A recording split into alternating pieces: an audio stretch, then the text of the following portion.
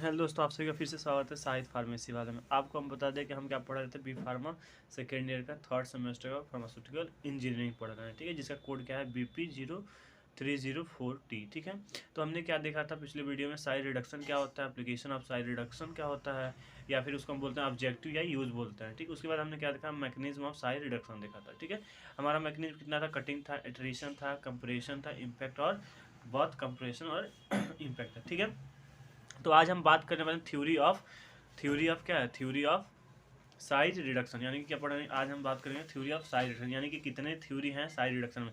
तो आपको हम बता दें कि हमारे साइज रिडक्शन चैप्टर में जो थ्योरी दी गई वो तीन है। पहला क्या है, रिटिंगर, दूसरा क्या है, बॉन्ड्स, और तीसरा क्या है, किक्स होता है। ठीक है, तो हम पहले देखेंगे कि रिटिंगर्स लॉ क्या होता है।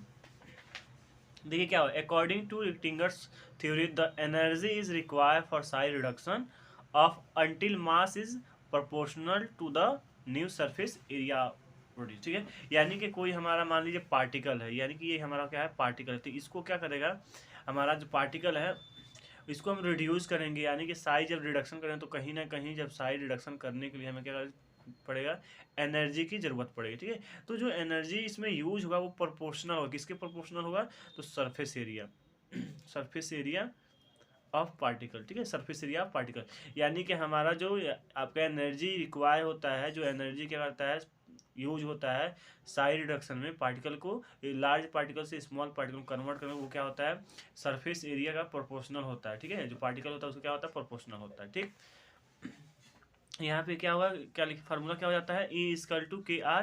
ठीक है, यहाँ से देखेंगे E= क्या है, KR, क्वेश्चन में लिए 1/, इनवर्सल का मतलब क्या होता है, अब यानी आधा, इनवर्सल मतलब क्या होता है, सॉरी प्रोपोर्शनल मतलब क्या होता है, आधा, इनवर्सल मतलब क्या होता है, अगर हम मान लीजिए एनर्जी बढ़ाएंगे तो वो भी बढ़ेगा, लेकिन यहाँ पे क्या होगा, जैसे जैसे एनर्जी बढ़ाएंगे वैसे हमारा साइड डिस्टेंस क्या होगा, घटता जाएगा। ठीक, सरफेस एरिया। तो हमारा DI क्या है, आपका DI क्या है, डायमीटर ऑफ पार्टिकल, यानी कि पार्टिकल का डायमीटर है। ठीक है, उसके बाद क्या, DN क्या है, आपका DN है न्यू डायमीटर ऑफ पार्टिकल, यानी जो पार्टिकल, जैसे यहाँ पे आपका पहले पार्टिकल का DI क्या हो गया, DI का मतलब क्या होगा, इस पार्टिकल का क्या होगा, डायमीटर जो होगा। ठीक है, और DN मतलब क्या होगा, न्यू पार्टिकल, यानी कि जो यहाँ पे पार्टिकल छोटे छोटे बन रहे हैं तो उनका डायमीटर क्या होगा। ठीक है, ये क्या हमारा एनर्जी है। ठीक है, और क्या क्या है, कांस्टेंट ऑफ रेक्टेंगल। ठीक है, तो याद रखिएगा कि एनर्जी हमारा क्या होता है, प्रोपोर्शनल होता है, क्या होता है, प्रोपोर्शनल होता है। दूसरा हम देखेंगे बॉन्ड्स लॉ क्या होता है।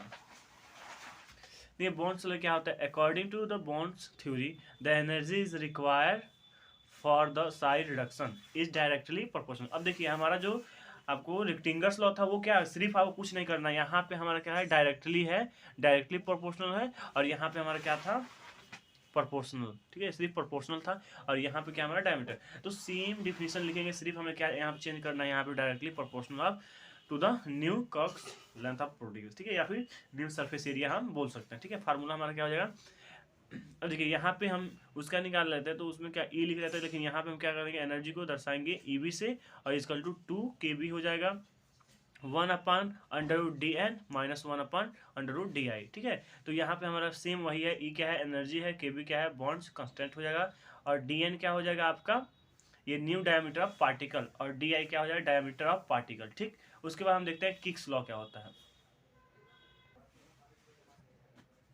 अब ये किक्स लॉ क्या होता है, according to Kick's theory the energy is required to reduce the size of the particle is proportional to the ratio of the size. यहाँ पे क्या है, रेशियो है, वहाँ पे क्या था, आपका प्रोपोर्शनल था रेक्टेंगल में, बॉन्ड्स में क्या था, डायरेक्टली प्रोपोर्शनल था, यहाँ पे क्या है, रेशियो में, क्या है, रेशियो में। याद रखिएगा सेम डिफिनेशन लिखेगा, बस एक एक वर्ड का अंतर है। तो यहाँ पे हमारा क्या हो जाएगा, E=K लॉग, और ये हो जाएगा DI/DN।